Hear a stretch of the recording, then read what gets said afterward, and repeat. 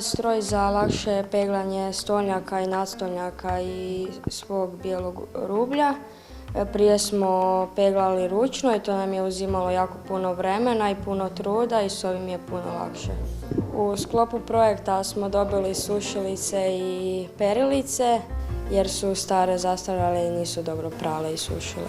Ovdje se nalazi plinski kotao koji se koristi za pripremanje samih gableca, plinski štednjaci sa električnom pečnicom i definitivno nam puno koristi za pripremanje jer strukovna škola Virovitica, to jest restoran strukovne škole Virovitica jako puno priprema, radi gablece i ne samo gablece nego i razne cateringe, tako da to je ono što naši učenici imaju priliku na suvremenoj opremi se usavršavati.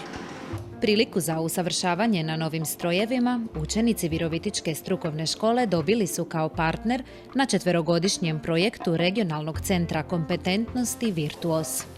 Ovo nam je drugi dio zapravo opreme koju smo isto nabavili preko projekta. Znači radi se o espresso aparatu za kavu, naravno podružnici uz mlina za kavu što je potreban da bi mogli naši učenici pripremati. Ovo je sad osuvremeni aparat.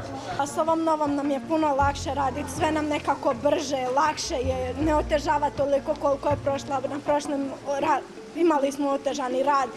Nositelj projekta je ugostiteljsko-turistička škola iz Osijeka, a uz Virovitičku sudjeluju i škole iz Požege, Vinkovaca i Đakova. Vrijedan je 9,5 milijuna eura, a financiran iz Europskog socijalnog fonda. Svrha i cilj ovog projekta je bila da podignemo na jednu višu razinu i kvalitetu samih ove struke, da popratimo ove novitete koji su se zapravo osuvremenile u samoj gastronomiji i da obučimo što nastavnike, što naše učenike i da ih pripremimo za tržište rada. Uz nabavu nove opreme, projekt je učenicima i nastavnicima omogućio i brojne edukacije i usavršavanja. Bili smo na sjeveru Italije, u Breši. Obučavao nas je gospodin Carlo, jedan od najboljih hotelijera u Italiji.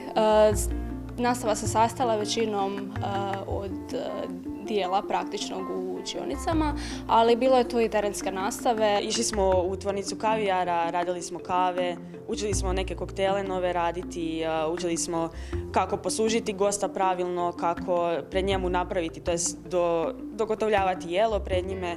Učili smo flambirati isto, tako da to je jako zanimljivo bilo. Podršku ovom projektu pružile su i visokoobrazovne ustanove, ali i turističke i ugostiteljske tvrtke. Među njima i Centar za posjetitelje Dvorac Janković u Suhopolju, u kojemu 12 učenika obavlja stručnu praksu.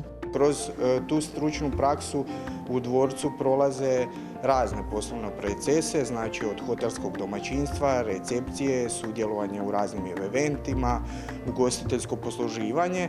Naravno, i nama kao poslodavcu je cilj da učenici steknu što širi spektar znanja kako bi kasnije bili spremni i za samo tržište rada. Da je projekt Virtuos polučio izuzetno velik uspjeh dokazala je i strukovna škola u Virovitici koja se, osim s novim uređajima, može pohvaliti i s obrazovanijim učenicima, što im je, ističu, i najvažnije.